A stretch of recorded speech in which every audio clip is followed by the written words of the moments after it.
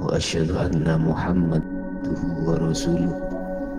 اللهم صل وسلم وبارك عليه وعلى آله وأصحابه أجمعين. لا حول ولا قوة إلا بالله العلي العظيم. صدق الله العظيم. أما بعد. Bapak Ibu hadirin, saudara-saudaraku dimanapun Anda berada. Setelah manusia diletakkan di alam dunia,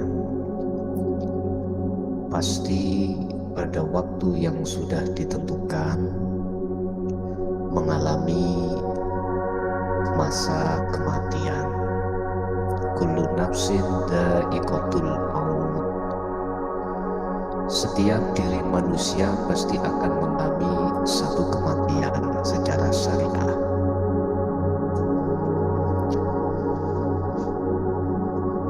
Ketika itu datang, la yastaqdimuna sa'ah wa la yastakhirun. Tidak bisa diajukan ataupun dimundurkan. Dan itu sudah merupakan satu ketetapan Allah yang tidak bisa dibantah. Siapapun diri kita pasti akan mengalami hal tersebut. Sekuat apapun diri Anda, sekaya apapun diri Anda, semuanya pasti akan kita tinggalkan. Setinggi jabatan apapun yang kita sandang,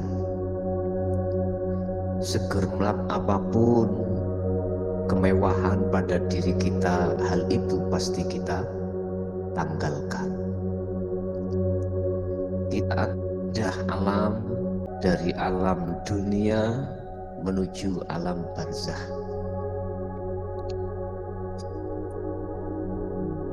Dengan demikian, kami akan memberikan satu pandangan tentang alam yang terjadi di alam barzah. Sehingga materi yang kami ambil adalah kemanakah ruh setelah diri manusia mengalami satu kematian. Bapak Ibu hadirin, saudara-saudaraku dimanapun Anda berada.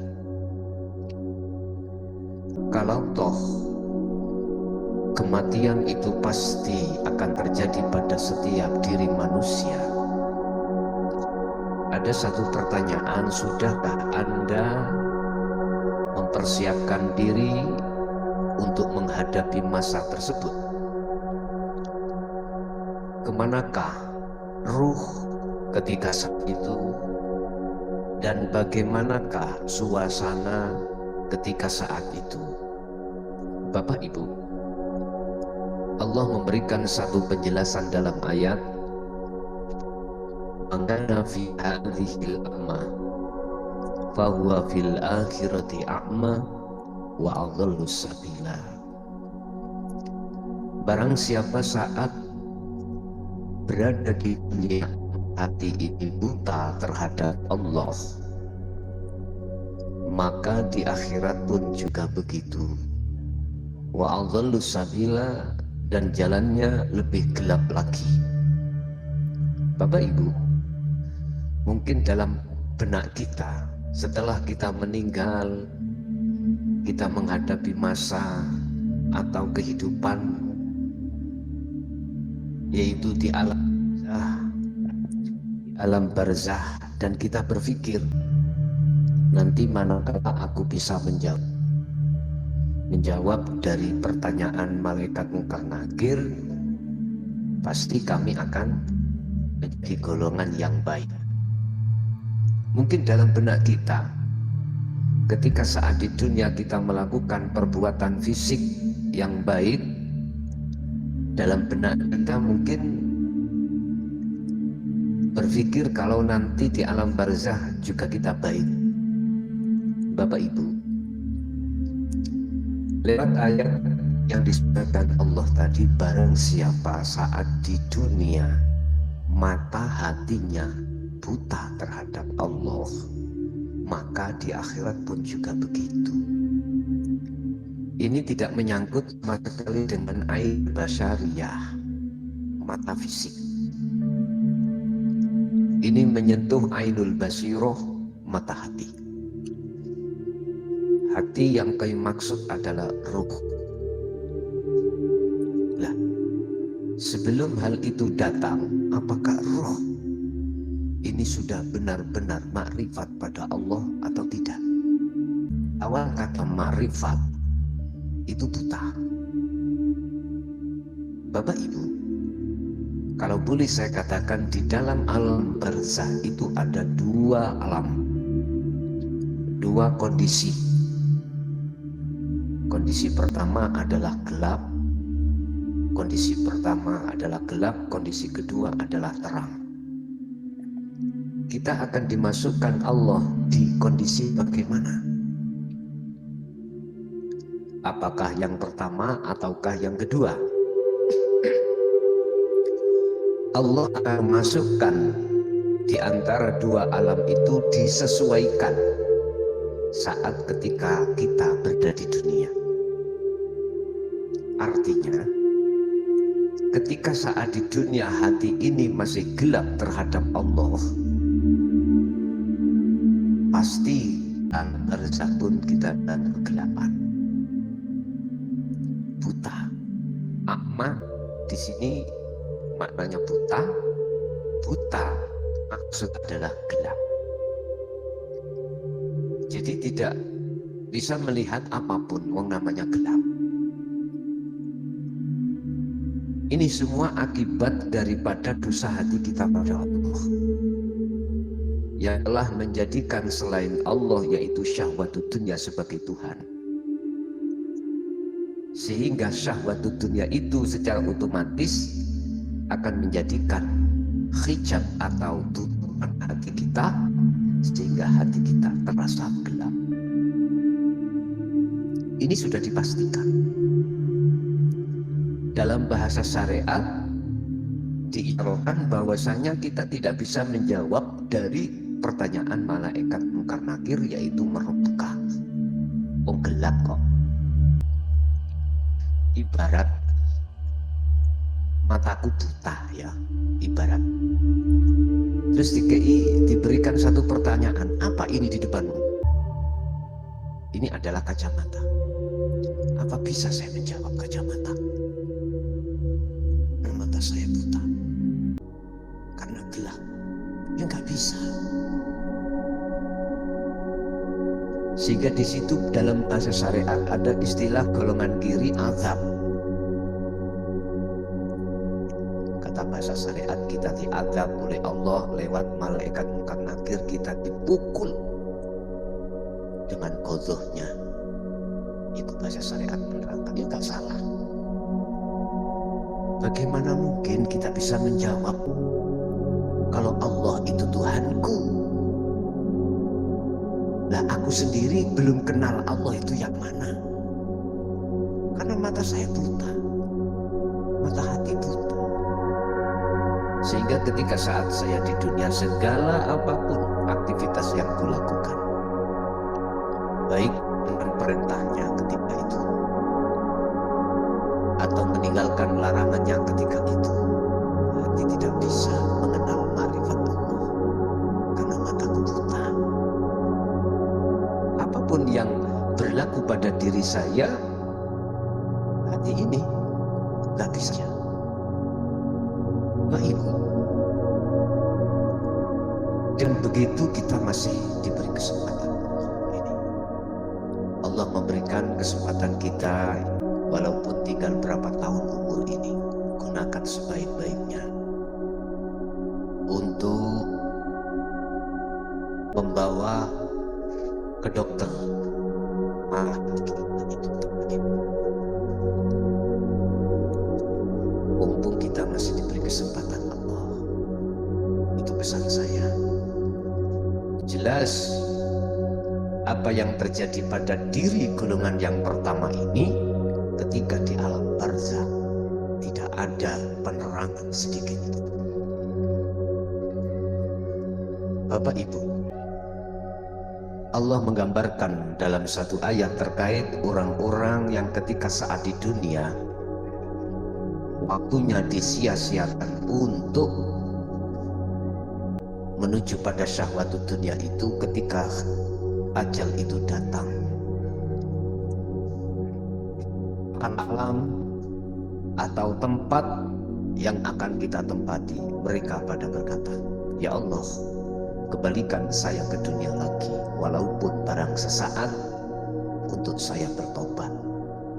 Hati ini tidak akan pernah untuk benci terhadap selainmu.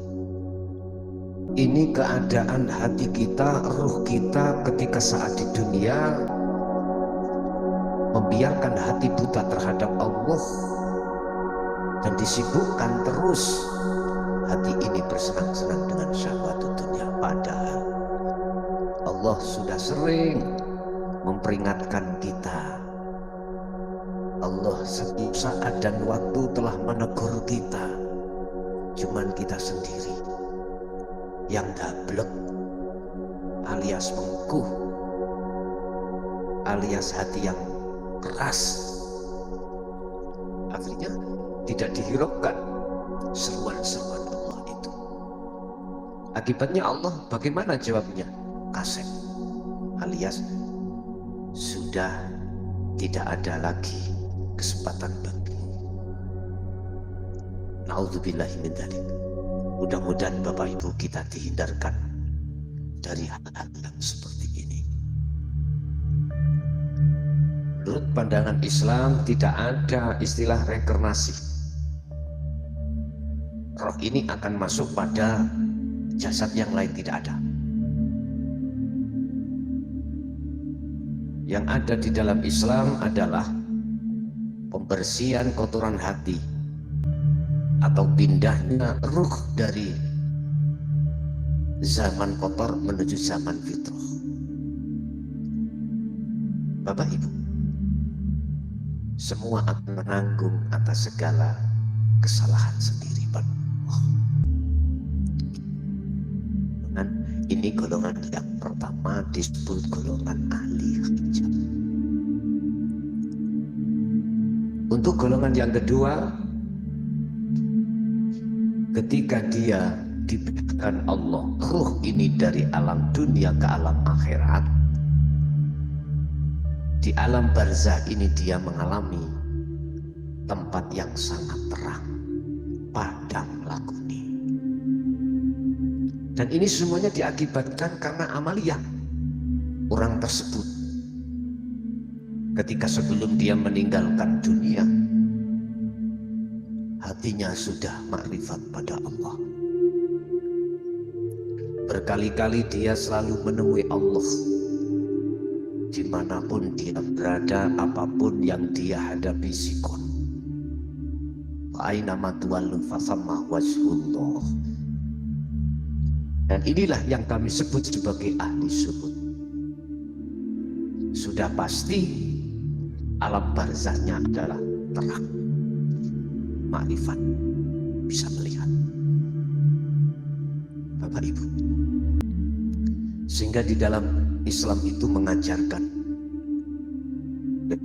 udkhulu fis-silmi kafah, ya ayyuhalladzina amanu udkhulu fis-silmi kafah. Orang-orang yang beriman, masuklah kamu di dalam agama Islam yang sempurna. Ini sudah iman. Sudah iman, disuruh untuk masuk Islam yang sempurna. Artinya biar imannya itu menjadi ihsan. Satu. Yang kedua, karena iman kita itu kebanyakan masih di nurul iman, percaya pada Allah, tetapi kepercayaan ini masih katanya. Siapa yang menciptakan dunia seisinya? Allah katanya. Kata siapa? Al-Quran. Iman kita masih katanya belum tahu sendiri. Makanya disuruh kafah, disuruh Islamnya sempurna. Lah, kesempurnaan Islam itu ada di makrifat Allah. Syariat thariqat hakikat ma'rifat.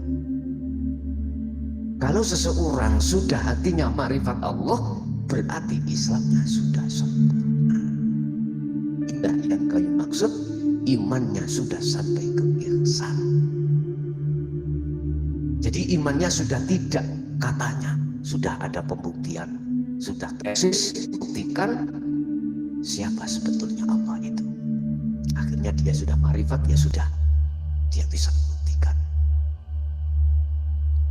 Oleh sebab itu Bapak Ibu, lewat mimbar yang sangat sederhana ini, kami serukan, lekaslah dirimu, raih tingkatan ma'rifat Allah sebelum Anda dijemput sang juru mati.